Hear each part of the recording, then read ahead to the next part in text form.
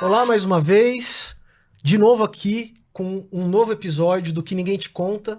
Como você sabe, aqui a gente vai falar sobre carreiras, sobre desenvolvimento profissional, mas com uma lupa que não é a do LinkedIn, não é aquilo que está no cartaz e que todo mundo sabe e que todo mundo divulga. A gente quer falar justamente do lado B, dos desafios, do que teve que ser muito bem pensado antes de algum passo para lá ou para cá.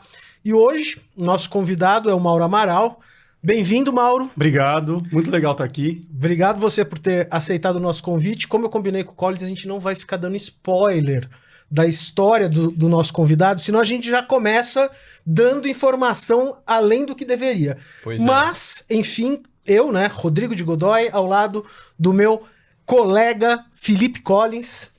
Oi, Rodrigo. Oi, Mauro. Oi para você que nos acompanha. Estou honrado aqui em fazer mais um episódio. Com certeza, muito aprendizado te espera nessa conversa que começa agora. E a gente sempre começa com a pergunta tradicional, que a gente passa um pouco pelo que contam. Então, o que contam de você, Mauro? Se a gente for lá, LinkedIn/Mauro Amaral, a gente vai ver lá. O que volta? Vai voltar founder da 10X Aceleradora, certo. Longa carreira de executivo, passagem por Ward, Tech, Submarina, entre várias outras companhias.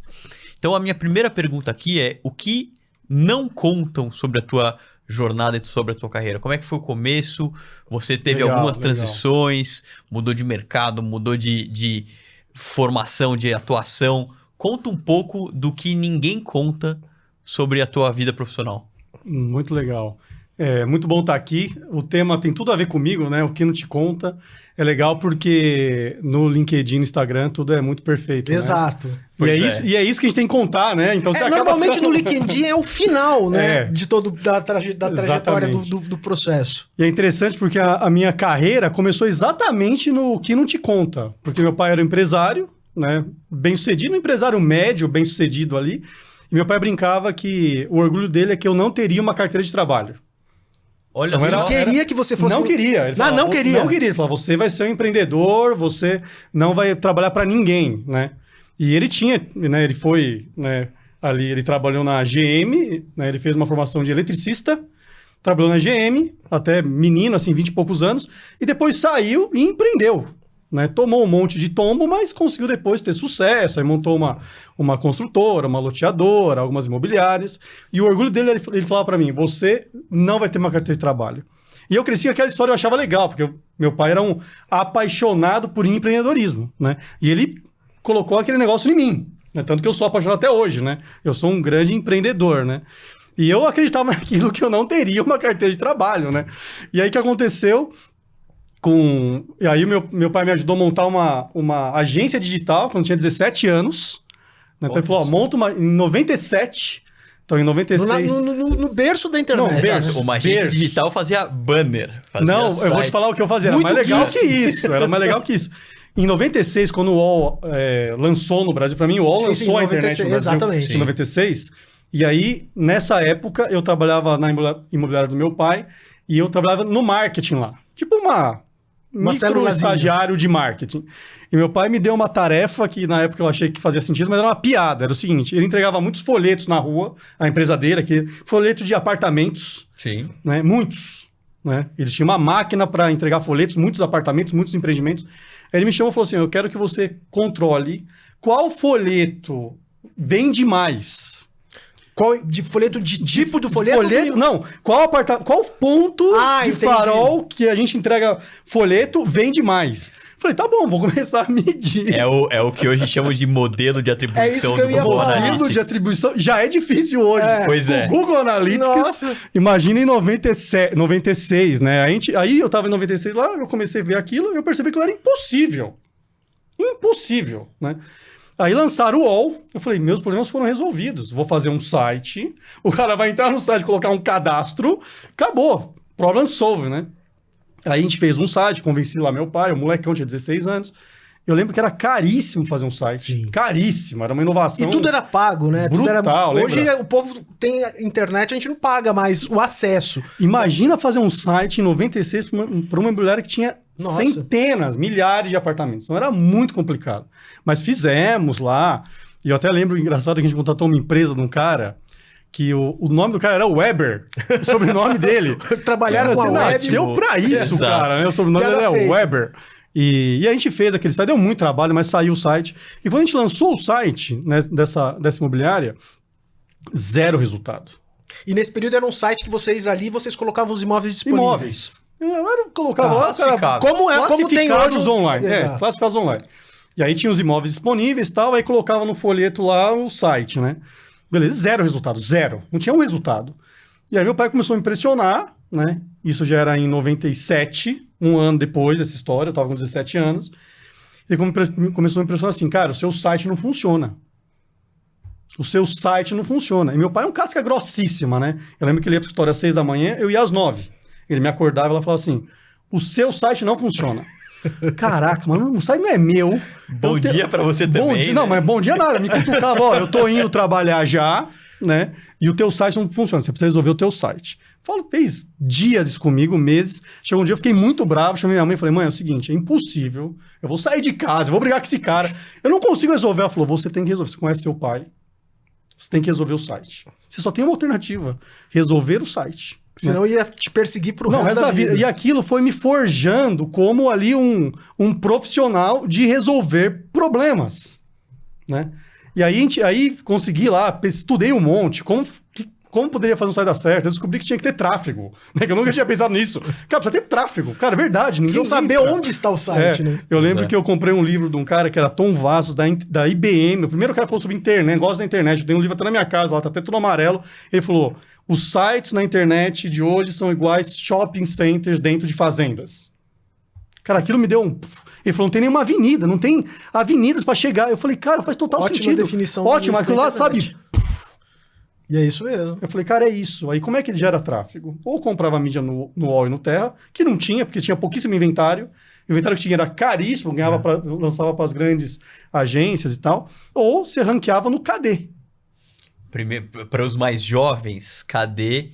Primeiro É o proto buscador nacional. Google brasileiro, né? O Google brasileiro. Não é? KD.com.br. Nossa, usei muito. Pô, e era sucesso, hein? Eu usei muito. KD era um cara. Era bom sucesso. para negócio também? Para negócio Cadê? também. Aí o que eu fiz? Aí eu fiquei craque, aí eu estudei mesmo, virei um hacker ali na época, né? De como ranquear no KD.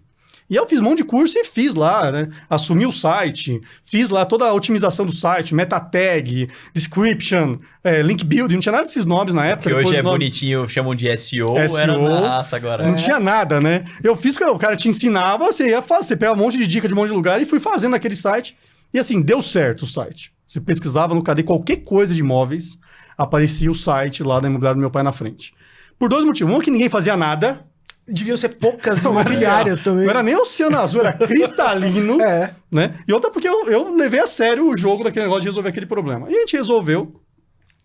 E aí E aí, meu pai começou a falar para alguns amigos dele, cara, o meu filho resolveu o meu site, eu faço venda pelo site, eu tenho chamado no site. Aí alguns amigos do meu pai começaram a me ligar, você pode me ajudar e tal? Um dia eu falei, meu, para de encher o meu saco de passar o meu celular para seus amigos, não quero ajudar ninguém. Ele falou, monta um business, você quer montar um business disso? Uma agência para trazer resultado para o site deles? Todo mundo com esse problema? 97? Todo Sim. mundo tava. Não, internet ninguém tinha muito... É o que tá acontecendo mais ou menos hoje com o metaverso. Pô, né? boa, não tinha Assim, pensado nisso, hein? Boa. Essa indefinição que hoje você joga o metaverso na mesa, as pessoas meio que acham que é só o óculos, mas não é o grande óculos. terreno baldio que de é? agora. É mais ou menos isso. A gente viveu essa analogia. falta de informação na época da internet. Para vocês que só conhecem a indefinição do metaverso, isso já não é tão novidade aqui, pelo menos nessa mesa. Total. Aí, para terminar essa parte, o que não te conto, o que aconteceu, montei uma agência, né, que não tinha o nome de startup, mas é como se fosse uma startup na época, só para ranquear sites no KD. Era isso que a gente fazia. Ranqueamento de sites no KD. Primeiro a gente fazia ranqueamento no próprio site do cara, aí era uma assinatura, era um subscription, né?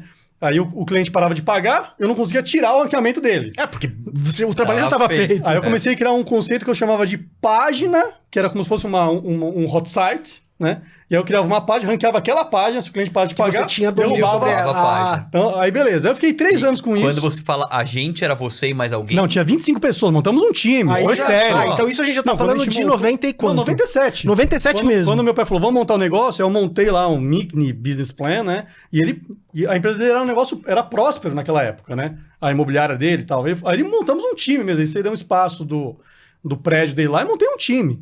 Era 20 pessoas de telemarketing, 3 caras Olha executivos. só. Era profissional o Você negócio. tinha uns 18 anos aí. Tinha nessa 17 época. anos. 17 anos. Meu pai me chamava de mini-presidente. Ele falava assim, cara, eu não vou tomar decisão nenhuma do seu negócio, né? E ele com aquela meta de eu nunca ter carteira de trabalho, né? Tava no caminho felicíssimo, né? Pô, Tava total. no caminho certo. E eu também, né? Eu tava achando que eu ia conquistar o mundo, aquele negócio. Eu sempre gostei de trabalhar, é uma marca minha, né? Claro. Gosto de trabalhar, né? Sou apaixonado por isso, né? E aí começou a dar certo aquele negócio, fiquei em 97, 98, 99, só que não pagava as contas. Mesmo tendo sucesso. Não pagava as contas, sempre. E era pouco, mas eu não conseguia pagar as contas, faltava ali 5 mil reais. Eu brinco que era a maldição dos 5 mil. Todo mês faltava 5 mil e meu pai precisava bancar com 5 mil. Aí chegou em 2020, 2000, 20 anos, a empresa do meu pai quebrou. A A imobiliária. imobiliária. Do nada. Ele fez grandes investimentos, né? Grandes mesmo. E ele passou por uma fase, um problema ali de gestão, de estrutura financeira. Ele me chamou e falou assim, cara, para eu não ter problema, eu vou ter que fechar teu negócio. Que para ele era um brinquedo aquilo. Sim. Né? Para mim era a minha vida. E aí, resumindo, né? Não teve jeito. Eu falei, cara, me dá 3 meses. 3 meses eu resolvo. Ele falou, você tem 3 meses. Ele deu 3 meses e falou, cara, não dá mais, tem que fechar. Fechamos. Né? Foi meu primeiro grande fail aí, né? E aí, nisso, o que aconteceu comigo? Fui procurar emprego. De Lembra? carteira. De carteira, de emprego, né? Aí eu acabei, depois de bastante tempo, deu 1 ano desempregado, as pessoas acham que... 18 anos, experiência Cara, prévia, diretor executivo. Meu, aí eu depois, eu tava com 20 anos de base, experiente paca, né? 20 anos, não conseguia nada, nenhum emprego, nada, em lugar nenhum, né? Zero. Imagina você fazer 1 milhão de entrevistas, zero. 1 ano, 2 meses depois, cara, foi a fase mais difícil, assim, da minha vida, né? Porque eu sempre fui muito ativo e tal, arrumei um emprego no KD. Lembraram de mim no Também KD? acho que isso que eu ia falar, você conhecia tanto Conhecia todo ali. mundo, mas eu até brinco com os caras, mas vocês demoraram 1 ano, 2 meses, 1 ano, 2 meses de lembrar de mim, cara. Aí lembraram de mim, e eu não conseguia fazer entrevista e tal. Aí me chamaram e falaram, você quer montar a sua empresa? Porque eu enchi o saco do KD, né? Porque eles me chamavam no algoritmo, me derrubava, eu ligava lá. Então eu era conhecido lá, né? O Maurinho, eles me chamavam, o Maurinho. Aí o presidente do KD falou assim, cadê o Yahoo, né? O Yahoo comprou o KD Sim. e Sim. queriam monetizar o KD. Aí o Bruno Fiorentino falou assim, e o Maurinho? Fechou a agência dele. Chama ele aqui. Ele falou, você não quer montar a sua agência dentro do KD para monetizar o KD? Eu falei, agora. E aí, aquele sonho, né? Não sei, um sonho fantasioso, nem sei se é bom, se é ruim, mas aquela história de você vai empreender, acabei virando um CLT, que no fundo foi a melhor coisa na minha história, né? Que eu pude ficar 20 e tantos anos como CLT, né? Dentro de uma empresa, sendo um funcionário e empreendendo. Exato. Que essa foi uma grande Tá oportunidade com que o eu tive. downside protegido, né? minimamente. Protegido, né? E outra, eu sempre brinco, era fácil, né? Eu brincava, chegava no UOL, na Laureate, lá no Submarino, falava assim, cara, é impossível de fazer dar errado isso aqui. A gente tem tudo. Eu tava vindo uma história de um empreendedor real, Tinha tido o outro lado, né? né? Raiz, que você não tem, né? Você não tem pessoas, você não tem recursos e tal. Eu falei, a gente tem tudo, a gente tem recursos, a gente tem pessoas, né? Mesmo assim, era difícil demais, né? Sim, Mas a gente lógico. conseguiu lá, então, o primeiro grande fail aí foi que, ali quebrei com 20 anos, né?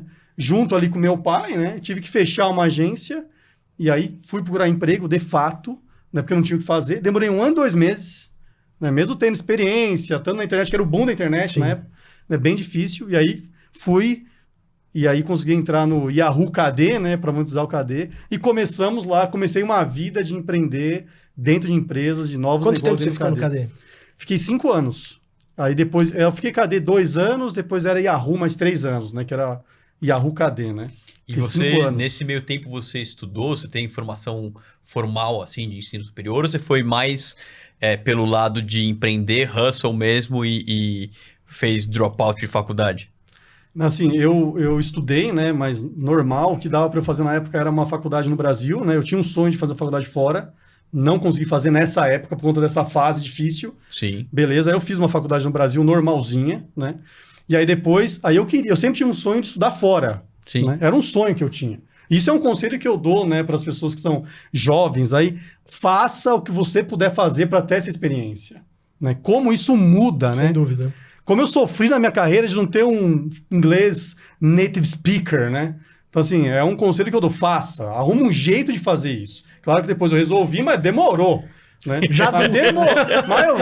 Mas Camelando bastante até lá. muito, né? Mas muito chicote nas costas. E aí depois, assim, depois eu fiz uma formação bacana, né? Aí eu lembro que eu fui eu tava no Yahoo, né? Cadê Yahoo? Aí eu fui pro Mercado Livre, né? Sempre construindo negócio do zero. E sempre em negócios digitais, com uma... Digitais sempre do zero. Sempre assim, cara, tem uma oportunidade nova, ninguém sabe fazer muito bem. Cara, Mauro, você topa fazer isso aqui? No Mercado Livre foi a mesma coisa, né? Foi quando começou a história de fazer Natural Search, né? E o próprio Paid Search de forma profissional. Sim. Né? Grandes campanhas.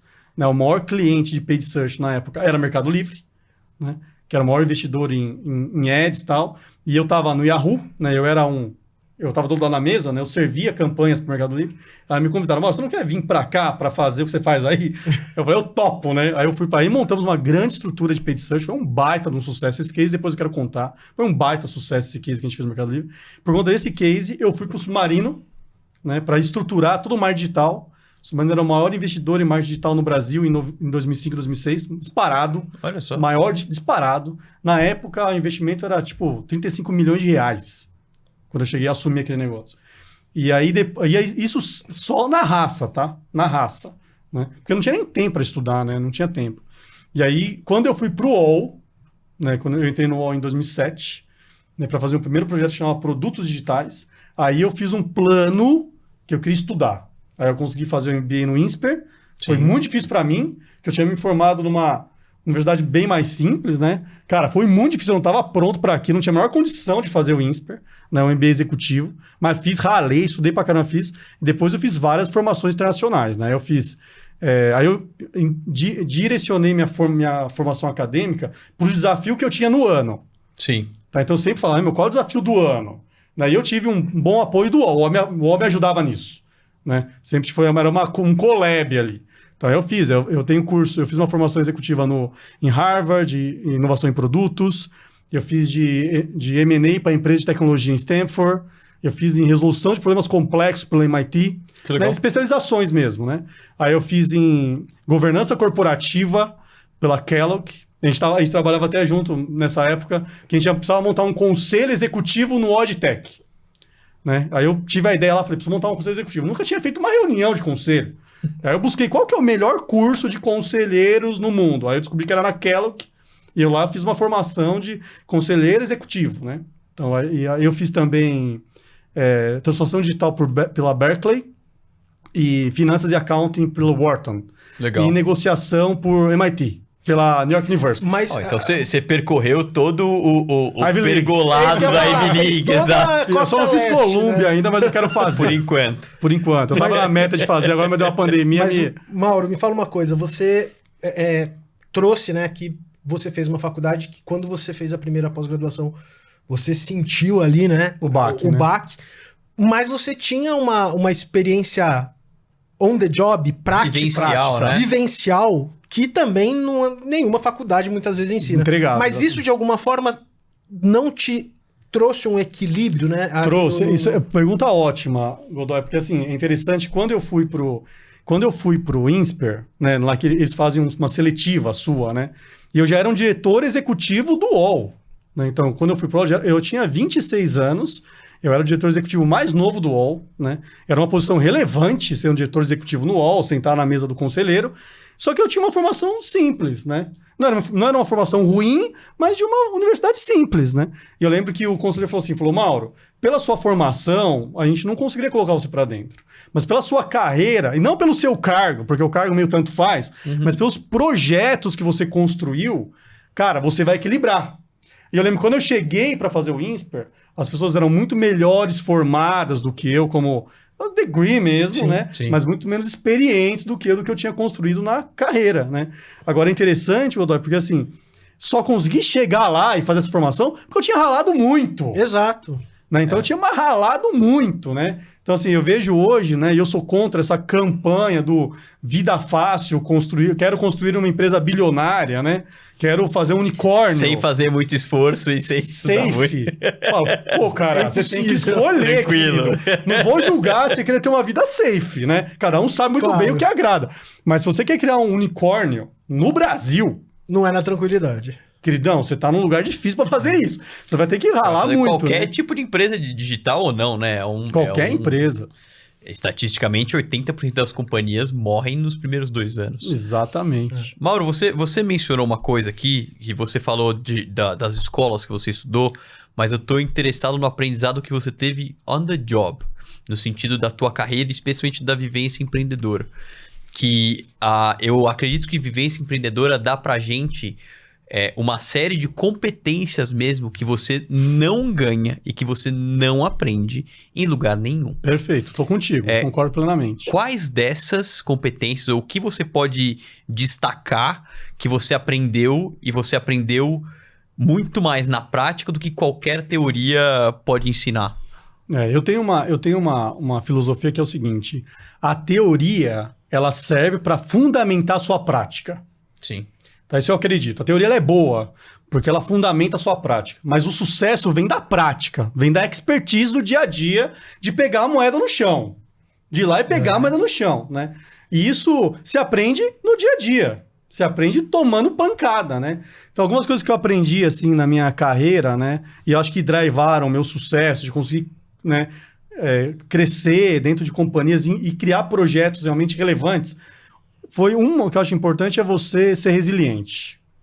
Sem dúvida. Né? Eu acho que resiliência, para quem quer construir negócio, quem quer ter uma carreira de sucesso ou dentro de empresa ou empreendendo, é fundamental. Né? As pessoas perguntam, Mauro, mas você tomou suas decisões, você nunca se arrepende das suas decisões? Eu brinco que eu falo, todo dia. Todo dia eu me arrependo. Eu montei agora a Tenex Aceleradora faz 1 ano e meio atrás, eu saí de uma carreira de executivo bem confortável, né? CEO de uma multinacional grande, maior empresa de educação do mundo, abri mão para empreender, né? O primeiro dia, sem brincadeira, eu saí e tal, fizemos toda a transição, beleza e tal. Eu tava no mesmo escritório da minha casa, lá embaixo, né? Eu tenho um escritório, né, na garagem, do lado da garagem de casa. Eu falei, o que eu fiz da minha vida? Eu juro. Eu falei, cara, eu sempre tomei... Isso porque você nasceu empreendedor, Não, né? e sempre tomei decisões, tá? Eu tenho uma história engraçada, quando eu tomei a decisão de montar o ODTech, que foi o maior projeto, mais difícil, mais que me criou musculatura, né? Que eu não tava pronto para aquilo, né? Eu sempre brinco assim, as pessoas falam, Mauro, mas eu não posso dar esse passo porque eu não tô pronto. Eu nunca tive pronto para dar passo. Se esperar estar pronto, você perde a oportunidade. Não faz. Caiu de maduro, Caiu de maduro. Meu, eu nunca, tudo que eu assumi na minha vida para fazer, eu não tava pronto, eu não tinha expertise e tal. Eu tomei a decisão, tomei coragem, fui resiliente e fui buscar conhecimento e fui para cima, né? Eu lembro dessa vez, eu sou um cara meio corajoso, assim, de fazer, né?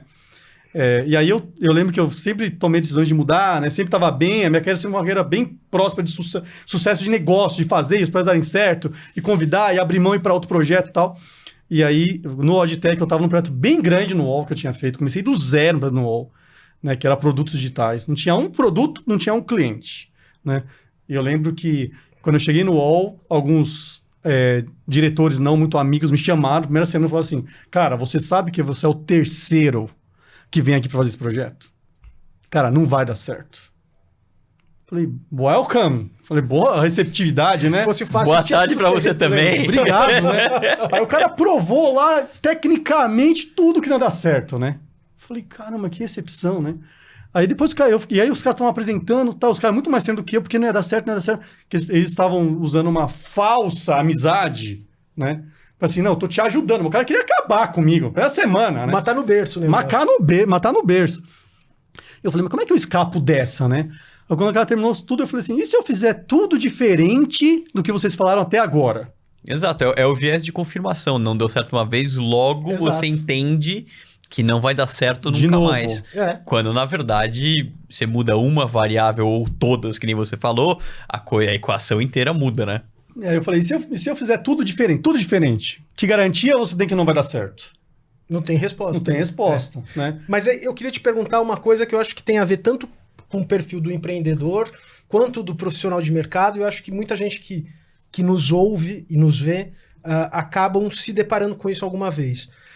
Você não pode ter medo de errar, né? Quando você pensa nos seus projetos. Você trouxe lá o seu fail lá no começo da carreira, mas eu acredito que você, ao longo da sua carreira, você não teve... Não significa que você queria errar, mas que erros acontecem e o que você faz com esse erro que é o determinante, né? Queria que você contasse um pouquinho com esse foco. A gente acredita muito nisso e até o meu dia a dia hoje, eu falo muito sobre isso, até a gente fala que é o Waze Mindset, né? Você tem o Waze Mindset, né? Então você faz um plano, né? Hoje a gente é muito fazedor de plano, a gente faz um plano, você faz o teu melhor plano, mas não deu certo, cara, é igual o Waze. O Waze te traça o melhor caminho. Não é isso? Eu tava tentando entender o que era o Waze, mas é o Waze, o aplicativo, o aplicativo de Waze. O Waze, concorda, você vai lá e fala, quero chegar aqui na Exame. O Waze te traça o melhor caminho. O mais curto, o mais eficiente, sem trânsito tal. É o melhor caminho. Só que quando você erra por algum motivo, o que o Waze fala? Parei.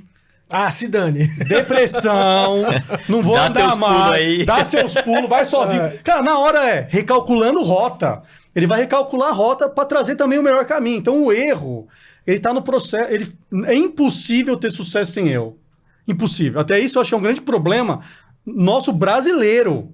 O Brasil tem uma dificuldade enorme com o erro. Exato. O Brasil tem essa dor de ter um medo de errar e aí não consegue se mover. Por isso que a gente tem problema de construção de empresas bilionárias no Brasil, porque tem medo do erro. E a gente vê muito isso também naquelas empresas que já passaram ali o Vale da Morte, empresas médias. São os Walking Dead, né? Walking Dead. O cara tem medo de dar o próximo passo, ele tem medo. E aí a gente vai com uma economia média. Né? A gente vê muito isso apoiando empreendedores de startups que claramente você não tem mais ângulo para pivotar, que você não tem mais ângulo para sair. Isso vale o paralelo com carreira também, né?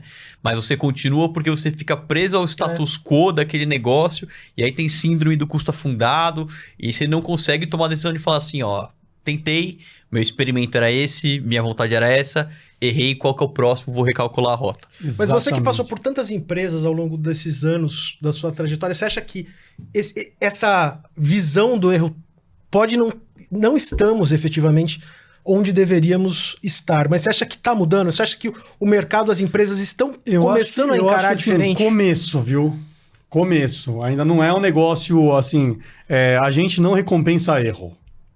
Então, quando começar a recompensar erro, né? Exato. De você falar, parabéns, cara, você tentou um baita de um projeto, você teve coragem de fazer, você avançou, né? E eu gosto de falar assim, você não pode recompensar as pessoas só pelo sucesso. Porque às vezes, quantas vezes na minha carreira, Godoy, a gente pegou pessoas super talentosas comigo, né? Super talentosas, a gente acreditava no projeto, a gente montou time, a gente engajou e não deu certo. Exato. Aí você vai falar, não, picha o cara, demite o cara e tal. Aí o que acontece com quem tá lá? Para tudo. Freezing. Nossa, mais risco, né? Não é pra que eu vou fazer isso? Mas eu acho tão complicado, porque é isso que você tá trazendo mesmo. Ao mesmo tempo que a gente quer as pessoas, né? Quando a gente pensa numa equipe de trabalho, a gente quer as pessoas com a melhor experiência possível para estar do nosso lado. Exatamente. Só que como é que eu vou ganhar experiência sem porta na cara? Não existe. Assim, a porta na cara, né? O problema, o erro, a superação vem justamente como resultado dessas situações, né? Então, é o ovo a galinha, né? Como você quer uma coisa sem passar pela outra. E é engraçado que você vai lá para Vale do Silício, os grandes, né, celeiros de startup, que eles falam, né? Os fundos, eles querem investir num cara que quebrou 20 vezes. Quantas startups você montou? A primeira. Cara, esse cara não tá pronto. Não, ele quebrou 20 já. Então lá recompensa o erro. Tá entendendo? O erro é recompensado. Porque se ele quebrou, cara, se o cara é inteligente, ele aprendeu alguma coisa com essas 20 vezes, né? Exato. Aqui vale a nota para quem tá nos ouvindo, não é recompensar o erro besta de você errar coisas banais ou nada do tipo. É o erro que você toma o risco e que você tenta uma iniciativa e ela não funciona por qualquer motivo que seja. Mas você usou todos os seus recursos para fazer dar certo, né? É por isso que eu falo que é o Waze Mindset. Você usou todos os recursos para fazer dar certo, mas não deu certo, né? Então, você vai lá e você picha o cara, né? Então, isso acontece, a gente vê todo dia, né? E o Brasil tem essa questão de encontrar o culpado, né? Quantas vezes eu fui para reunião? Quantas vezes eu fui para reunião? Tô falando de reunião grande, de executivos sêniores. Não, mas aí era a busca pelo culpado, né? Aí você fala, cara, mas Isso é uma parte que ninguém te conta da vida corporativa. E é uma mentalidade que hoje cada vez mais se descola do que se espera de liderança, do que se espera de negócios, né? Que pelo menos na teoria a gente vê, pela quantidade de livros Na aí. teoria a gente vê, mas como é interessante que a teoria ela não existe na prática. Na teoria, a prática é outra, Na teoria, a prática é outra. Ela não existe, né? Uma coisa que eu tava pensando que eu poderia falar aqui, né? O que não te conto. Sabe uma coisa que eu sofri muito na minha carreira? Expectativa errada com a minha gestão, com os meus superiores. Porque na minha cabeça, mesmo eu vindo de um berço de empreendedorismo, que eu deveria fazer as coisas sozinho, eu tava lá, pô, isso aqui é um super sucesso, eu acredito que a empresa vai me valorizar, acredito que eu vou ser promovido, acredito que eu vou ganhar algo melhor, né? E não vinha. Não acontecia aquilo, né? Não acontecia ou porque eu achava que eu merecia mais do que eu merecia mesmo, tava oversell, né? Super valorizando o meu trabalho, ou porque realmente o lead time era outro. E aquilo me frustrava de um jeito, né? Ou eu também tive uma coisa que aconteceu comigo que não te contam. Cara, poucas vezes eu tive um chefe, um líder, que era líder, que me apoiava. Mas poucas vezes. Muitas vezes o cara pegava uma bomba, dava lá, e em vez do cara te apoiar, ele só te enchia o teu saco. Cronometrava o tempo da bomba explodir. Bomba explodir, tipo assim, arruma um cara pra botar essa granada na mão dele. Então, E ainda reclamava porque ela explodia na tua mão. exatamente. Então, assim, muitas vezes eu tive que, vamos pensar assim, trabalhar contra o status quo. Sim. Então, às vezes eu vejo pessoas jovens, né, que pedem para se aconselhar comigo e falam assim, Mauro, mas o meu chefe não gosta de mim. Eu falei, mas quem diz que tem que gostar de você? Se você entregar resultados que são, de fato, resultados, né, você vai crescer. E caso a companhia, o teu chefe não te valoriza, a tua carreira vai te valorizar. É maior que o teu chefe. É o melhor passaporte, né? É o melhor passaporte. Então, muitas vezes eu tava lá ralando, tava achando que o meu sucesso, a minha recompensa viria daquele trilho, e eu recebi uma proposta que não tinha nada a ver com a história, mas tava recompensando um trabalho. Exato. Então, Contatos, né? Demonstração fora da empresa, né? Muitas e aí vezes veio uma recompensa. Então, assim, um sofrimento que eu tive, assim, que a gente tem pouca oportunidade para contar, né? Por conta desse mundo de LinkedIn, é isso. Cara, não espera. Né? Que bom que você tem um líder que te guia, que bom! Mas se você não tiver, mesmo assim, você tem que ser resiliente, né? E avançar no teu trabalho, porque aquilo vai ser ferramenta amanhã para você. Né? E se você pudesse voltar no tempo para ter um bate-papo com o Mauro de 17 anos, e você, nesse bate-papo, você só vai poder dar um conselho para ele. Qual seria? Uma coisa, você só vai poder contar uma você coisa. só tem direito a um conselho. Eu acho que Deixa eu pensar aqui, que um só é duro, né? Pois é, essa é a proposta. Essa é a proposta, né? Eu acho que é trabalhar mais com o cérebro e menos com o coração. Né? Porque, assim, eu ainda sou, mas muito menos percentualmente, era muito emocional. Então as coisas me faziam mal, pessoalmente mal. Projetos que eu não conseguia aprovar, ou lutas lá com os funcionários, problema de mercado. Então eu sofria emocionalmente. E quando você sofre emocionalmente, você não consegue ser criativo, né? Se você tá bad, como é que você faz? Né? Depois eu comecei a aprender assim, cara, eu preciso resolver não no coração, preciso resolver com o meu cérebro. Né? Então se eu tivesse aprendido isso com 17 anos... eu teria, acho que, tido mais sucesso, né? E teria tido mais sucesso mais leve. Sofrido menos, né? no mínimo, Sofrido né? muito menos, né? Então, assim, ser mais estratégico no cérebro e não no coração, né? Essa tua fala de agora me faz pensar que você passou por um processo de se conhecer, legal, eu reajo com o coração e não primeiro racionalmente. Como foi esse teu processo, tanto de se conhecer, quanto de... Não é uma migração fácil, não é uma competência técnica que você aprende assim, assado. Quando isso acontecer, é óbvio. É uma competência muito mais comportamental e paulatinamente você vai melhorando. Como foi esse processo para você de... Legal, eu estou percebendo aqui que eu tô com gastrite, não tô dormindo. A qualidade de vida tá se esvaindo. Algo está acontecendo... E por que eu tô reagindo com o coração, como você disse? Como é que você começou a migrar o primeiro punch pro teu intelecto e não pro teu feeling? Eu ficava muito nervoso. Eu percebi assim que eu ficava muito nervoso. E minha esposa falava, cara, você tá muito nervoso, tá errado isso daí. Você tá muito nervoso. Né? Eu até tenho uma história engraçada que eu entrei no submarino para assumir o marketing digital e era muito grande o submarino, eu não tava pronto para aquilo. E todo dia que eu sentava na minha mesa me dava uma dor na boca do estômago, cara. Eu falava, cara, isso aqui vai me matar, de nervoso. Físico, dor na boca do estômago.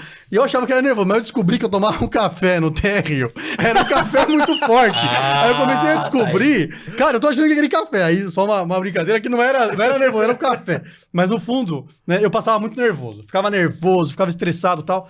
Eu começava a pensar, cara, isso aqui... E eu percebia que eu não produzia nervoso. Então dormia mal, cego, ficava cego.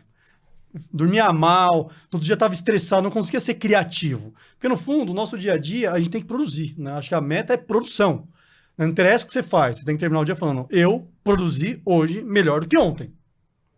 Né? Tanto faz o seu entregável. Se você terminar o seu dia falando, eu produzi hoje melhor do que fui ontem, cara, você ganhou. Um dia, check. Né? E eu via, cara, eu não produzi nada, tô mal. Aí eu comecei a perceber isso. Eu comecei, cara, eu preciso segurar. Né? Eu comecei a segurar. Né? Eu acho que muito veio de perceber assim, cara, minha esposa falando, ou funcionário falando, que eu era muito jovem. Também eu tive um processo de assumir coisas muito grandes, muito jovem. Né? E sozinho. Né? Tipo assim, faz aí, a gente não sabe fazer, faz. E ó, se der errado, você tá frito, entendeu? Então tem que dar certo isso aqui. E eu queria fazer dar certo, né? Então depois eu comecei a medir isso. Né? E sei lá, de uns 10 anos para cá, eu percebo que eu estou muito melhor, produzo mais, né? Tenho estratégias mais criativas, né? E não está mais no coração, está no meu cérebro. Acho que a maturidade... né? Exatamente. A maturidade... O Godoy vai falar com palavras bonitas, é a maturidade. É a cancha, joguei aqui, isso daí. Já conheci esse campinho. Mas imagina se eu tivesse aprendido isso com 17 anos. Sim. E tem gente que tem. Eu conheço empreendedores hoje super jovens, e tem todos os tipos, né? Não vou falar que assim ele vai ter sucesso, porque o sucesso ninguém garante. Mas joga melhor, né? O que você tá falando? O cara joga melhor, o cara joga mais técnico, né? Ele consegue jogar, ele consegue produzir melhor no fim do dia. E eu acho que também um outro ponto importante, né? Quero ver se você concorda, que muito se fala hoje sobre lideranças, né? É que também tá esvaindo essa visão do líder que tem que ter resposta para tudo. Exatamente. O líder também, às vezes, não sabe o que fazer. Ele vai construir junto a solução. Isso você também tem no seu perfil, né? Com certeza, concordo plenamente. Porque os processos de projetos são tão complexos hoje que não adianta você achar que vai ter um líder que vai te responder. E as companhias não querem mais líderes que respondem. Eles querem que as pessoas andem, né? E o líder vai lá apoiando a decisão. Né? Cada vez mais, a gente está falando de metaverso aqui. Que líder hoje sabe de metaverso? De cabo a rabo. Não tem, ou de né? aplicação prática, ou de para onde vai dar. É muito você ir lá e você ir caminhando e conseguir prosperar nisso. Estamos chegando aqui no final do nosso papo, Mauro, mas para fechar, eu queria te perguntar qual é o próximo passo? Qual é o próximo passo da sua vida profissional? A minha, assim, eu sempre fiz vários projetos, mas Brasil, né? Eu fiz um projeto internacional na Laureate, foi meu último projeto, né, que eu tinha uma posição global, né, de transformação digital, mas era um projeto menor, né? O meu próximo passo agora, eu quero fazer projetos globais, né? E isso é um desafio para mim, né? Porque eu nunca fiz, né? Não estou pronto para fazer. Ou seja, tá ideal para que você ideal para o momento aqui, né? E isso é me desafiar, né? Então, quando eu montei a aceleradora, eu não estava pronto para montar, né? Abri mão ali da carreira para montar essa aceleradora. Foi super difícil, porque vem aqueles ataques na sua mente, né? Cara, que decisão burra, como é que você fez isso? Né? Vários amigos meus e mentores, cara, você não pode fazer isso. Então eu falei, vou fazer. E eu sempre falo o seguinte, tome a sua melhor decisão, se agarre nela e faça ela fazer dar certo. É aquele negócio, o plano A é fazer dar certo e o B é fazer o A dar certo. Né? Essa é a jogada, né? Se você ficar dividido, não vai dar certo. Então, eu tô nessa e conseguimos prosperar, a gente está já com 9 empresas aceleradas, estamos tendo um case de sucesso, né? Agora, o meu próximo passo é, será que eu consigo fazer um projeto global? Né? Legal. Multicultural, multilíngua? Será que isso é possível? Porque trabalhar no Brasil, né, com os brasileiros, com o nosso jeito, eu acho que eu consigo fazer. É zona de conforto. Tá quase, confortável né? pra mim, né? A gente sabe como a gente escapa, né? Você Cultura, chuta pra direita. mentalidade, A gente sabe jogar esse jogo. E será que dá pra fazer um projeto global? Né? E aí, como é que faz isso? Não tenho a menor ideia. Né? Como é que eu dou esse passo? Então, pra mim, seria um próximo passo de desafio, de me esticar mesmo, sabe? Antes de você encerrar com toda a pompa, garbo e circunstância, Godoy, me fala uma recomendação não óbvia de leitura, filme, série ou coisa que você aprendeu e que o nosso ouvinte, espectador pode, terminando esse podcast e os outros podcasts do Que Ninguém Te Conta, já acessar e já ter um aprendizado imediato. Esse eu tenho uma boa. Eu fiz com os meus diretores do meu último projeto, levei todos eles para assistir na época Ford versus Ferrari. Vocês assistiram os filmes? O filme. Mas demais. É sensacional. É demais. Eu levei os caras, falei, tinha assistido um dia antes, eu falei, assistindo, eu falei, eu preciso trazer os caras. Levei todos os diretores. Porque a gente era um time de transformação digital e aceleração digital dentro de uma billion company. Né? Então, todos os processos e sistemas feitos para você não conseguir inovar. E a gente tava lá tentando inovar naquilo. Gesso do gesso, né? do gesso. Mas assim, você não tem noção, né? E a gente inovando, mas muito sofrido, né? E aí eu levei eles e falei, nós somos a Ford. Né?